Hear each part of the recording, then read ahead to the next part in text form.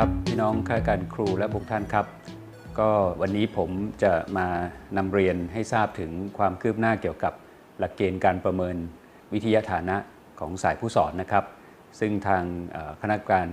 ข้าราชการครูและบุคลากรทางการศึกษาหรือกคศนะครับได้มีมติอนุมัติเมื่อการประชุมครั้งที่ผ่านมานะครับเมื่อวันที่ 25 มกราคมในส่วนของรายละเอียดต่างๆก็ดังที่ได้เคยนำเสนอมาเป็นระยะนะครับว่าการประเมินตำแหน่งวิทยาฐานะใหม่นี้จะเป็นการประเมินใน2มิติด้วยกันนะครับก็คือเรียกว่าการประเมินการดำรงตำแหน่งนะครับในแต่ละปีนะครับซึ่งจะมีระยะเวลาในวงรอบของการประเมินอยู่ทั้งหมด4 ปีเรียกว่าการประเมิน PA นะครับซึ่งในส่วนของการประเมิน PA ในแต่ละปีนี้ก็จะไปเชื่อมโยงกับระบบการประเมินเงินเดือนของข้าราชการครูและบุคลากรทางการศึกษานะครับในแต่ละปีที่เป็นการประเมิน PA นั้นก็จะมี2ส่วนด้วยกันนะครับก็คือส่วนของข้อตกลงในการพัฒนางานนะครับซึ่งมีส่วนที่สำคัญก็คือว่าต้องปฏิบัติงานตามมาตรฐานตำแหน่งและมาตรฐานวิทยาฐานะแล้วก็ส่วนที่2ก็คือส่วนที่เป็นประเด็นท้าทายที่คุณครูนะครับจะพัฒนาผลลัพธ์การเรียนรู้ให้เกิดขึ้นกับผู้เรียนนะครับซึ่งในรายละเอียดแบบฟอร์มวิธีการประเมิน PA ในแต่ละปีนี้นะครับก็จะ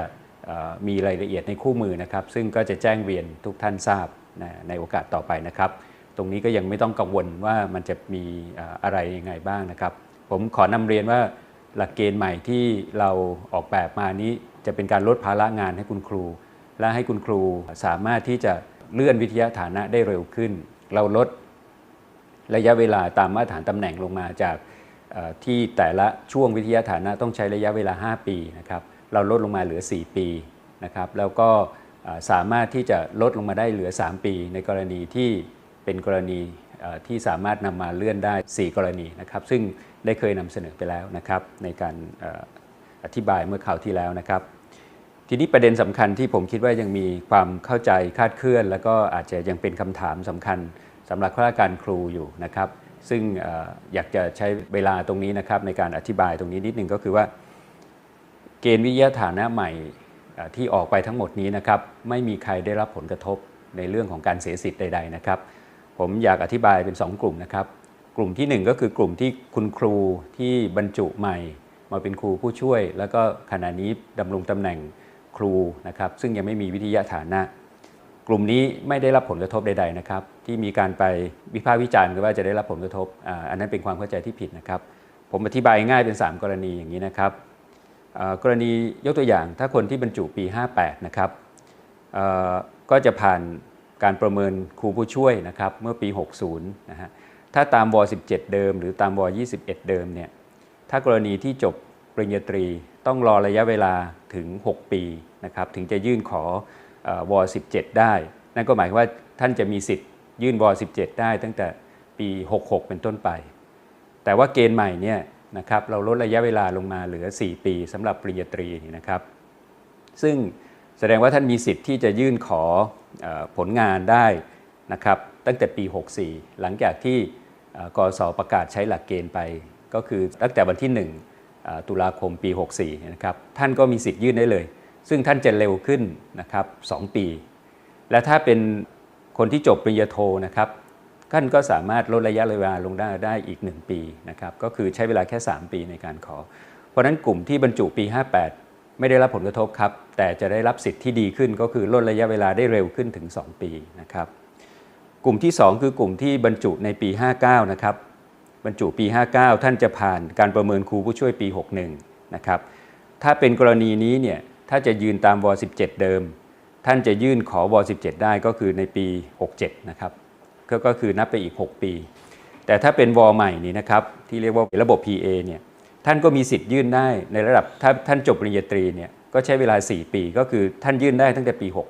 65แต่ท่านจบปริญญาโทท่านยื่นได้ตั้งแต่ปี 64 นะครับก็คือหลัง 30 กันยายนปี 64 ที่ระบบเปิดนี่นะครับมีผลบังคับใช้เนี่ยท่านก็ยื่นได้เลยนะครับกรณีที่3ก็คือกรณีที่คุณครูบรรจุในปี 60 นะครับแล้วก็จะผ่านการประเมินครูผู้ช่วยปี 62 ถ้าเกณฑ์ใหม่นี้ในปี 65 ถ้าท่านจบปริญญาโทท่านขอได้เลยครับเพราะนับไปอีก3 ปีแต่ถ้าท่านจบปริญญาตรี ปี 66 นะครับท่านก็ขอได้เลยแต่ถ้าท่านยังใช้สิทธิ์วเดิมเนี่ยนะครับก็คือถ้ายังจะอยากได้สิทธิ์ในว17เหมือนเดิมเนี่ยท่านจะไปยื่นอีกทีนู้นปี 68 เลยครับซึ่งกรณีนี้เนี่ยท่านจะมีระยะเวลาที่ยืดยาวดังนั้นจึงเป็นที่มาของหลักเกณฑ์ที่เราออกหมายว่าหลังจากวันที่ 1 ตุลาคมปี 2565 ไปแล้วเนี่ยเราจะตัดตรงจุดนี้ก็คือเหลือระบบเดียวก็คือระบบ PA แล้วจะไม่มีการยื่นว21 หรือว17 อีกแล้วเพราะทุกคนไม่ได้เสียสิทธิ์ใดๆนะครับทีนี้คำถามก็คือว่าเอาแล้วงานที่สะสมมานะครับที่ทำตามว17 อยู่เดิมหรือว21 เดิมก็ต้องเสียไปก็ต้องมาเริ่มนับเวลาใหม่ผมยืนยันว่า1ไม่เสียนะครับเวลาไม่เสียไปนับต่อเนื่อง2งานที่ท่านทำอยู่ไม่ต้องมาเริ่มทำ PA ใหม่นะครับถ้าท่านทำงานตามว17 ไว้นะครับรวบรวมงานไว้ตามว17 ไว้ให้ท่านนำผลงานด้านที่3ส่วนที่1นะครับมาทดแทนผล PA นะครับในช่วงเวลาเปลี่ยนผ่านนี้แล้วก็มาบวกกับ PA ที่ต้องทำต่อเนื่องหลัง30 กันยาปี 64นั่นหมายความว่าว17 ที่ท่านทำไว้ไม่ได้เสียไปเลยครับทำถึงตอนไหนก็นับต่อจากตรงนั้นได้นะครับประเด็นที่2คือถ้าท่านทำงานตามว21และอยากจะประเมินตามว21ท่านก็สามารถนำผลงานที่เกิดจากการปฏิบัติหน้าที่ตามว21ที่เรียกว่าวถ2แบบฟอร์มวถ2นะครับมาแทนผล PA แล้วก็มาบวกกับ PA ที่ทำต่อเนื่องจนครบระยะเวลาจนถึงตั้งแต่หลัง30 กันยาปี 64เป็นต้นไปเนี่ยเมื่อคำครบตามนี้แล้วท่านก็สามารถยื่นได้ดังนั้นจะเห็นว่า1ท่านไม่ได้เสียสิทธิ์เวลาแต่ได้สิทธิ์เพิ่มขึ้นที่เร็วขึ้นล่นเวลาได้เร็วขึ้น 1-2 ปีขึ้นอยู่กับที่ท่านจบปริญญาตรีหรือปริญญาโทประเด็นที่2ก็ผลงานที่ท่านทำไว้ว17 หรือว21 เดิมก็ไม่ได้เสียไปเอามาชดเชยหรือมาทดแทนPA ที่ไม่ได้ประเมินในปีนั้นๆได้เลยแล้วก็นับต่อเนื่องให้ในหลักเกณฑ์เราเขียนรายละเอียดไว้หมดแล้วครับเพราะฉะนั้น1อย่าวิตกกังวลว่าสิ่งที่เราออกเกณฑ์ใหม่เนี่ยเราคิดไม่ครอบคลุมเรื่องนี้เราวิเคราะห์เรื่องนี้อย่างดีครับคุณครูได้สิทธิ์ที่ดีขึ้นแล้วก็ลดระยะเวลาในการเข้าสู่ตำแหน่งที่เร็วขึ้น1ปีหรือ2ปีนะครับขึ้นอยู่กับระยะเวลาที่ท่านมีคุณวุฒิก็คือจบปริญญาหรือปริญญาโทนะครับเพราะฉะนั้นในประเด็นเรื่องการเปลี่ยนผ่านนี้ก็เป็นเรื่องที่ผมคิดว่า